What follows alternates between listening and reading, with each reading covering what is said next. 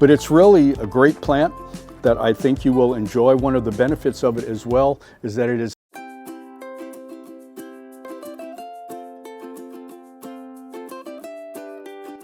Hi, I'm Kim from the Tye-Dyed plant team, and today we're going to be looking at one of our more unique plants.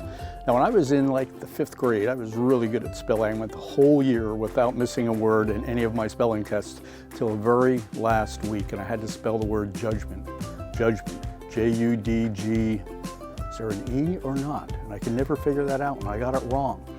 So while I had all of those problems spelling judgment when I was in the 5th grade, another word that's a little bit difficult to spell is Selaginella, which is the plant that we're talking about this week. Selaginella moss, spike moss, we call it a moss, but it's really not a moss. It's a lot closer to the fern family. And actually, as you look at the leaves and see how the leaves are deeply sculpted, you will see that it's also closer to a fern. It also reproduces like a fern. It will get spores on the backside of its leaves. It just doesn't have seeds like we have with some of the other ones. So Selaginella, tough word to spell. If you also have hair that's about as gray as mine is, you can remember back to how to spell the word encyclopedia. It was done in the Mickey Mouse Club. It's the encyclopedia, E-N-C-Y-C-L-O-P-E-D-I-A. That's an easy one. Selaginella, S-E-L-E-I-G-L. And one of the really neat things about this is it's a relative low grower. It's a relatively moderate speed grower, but you can find it in forests as a ground cover. It sometimes creeps along the forest floor, but in your habitats, or if you want to just use it as a plant on its own, it will stay quite low. It's almost like a ground cover. So if you have a nook or a cranny where you just don't know what to put there, Selaginella will work quite well.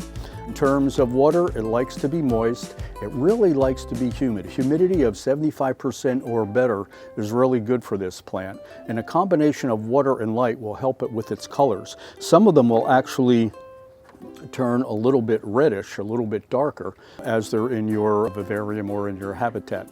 If you have indirect light, that will help keep the colors vibrant, but it's also a shade lover. So this is one of those plants that really is not for the faint of heart. It's not one for the beginner plant grower because it's got just a couple unique situations. So it likes to be shady. If it's too shady, it's not going to have nice colors. So you've got to work a little bit with the indirect light. In terms of the soil, it likes a well-drained soil, but it also likes to retain moisture. So this is one of those things where we're going to put a combination of your organic plant soil. We're going to put some peat moss in there, some perlite, which helps with the drainage, but also some vermiculite, which will help retain some of the moisture. You're working a balance there of making sure you have plenty of water to keep it moist, but also keeping it well drained, and then also working with your light. So it is just a little bit tricky, but it's a great plant. There's about 700 different species of the Selaginella, and it's just really a neat thing to have.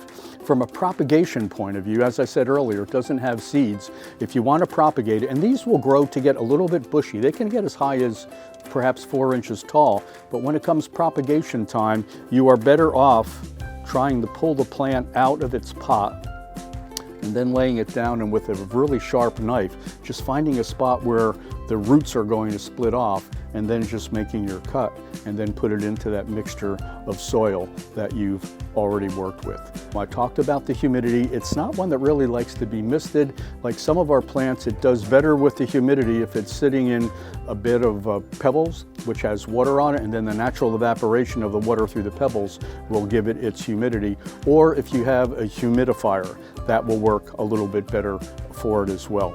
But it's really a great plant that I think you will enjoy. One of the benefits of it as well is that it is non-toxic. So if you did have it in a habitat, it's not going to create any problems for your animals, or if you just have it at home, it's not going to create any problems for any of your pets. It's just really a great plant. We don't get them that often, but we do have a good selection of them in the shop now. So Selaginella, if you're looking for that, it is our plant of the week this week at the Tye-Dyed Iguana.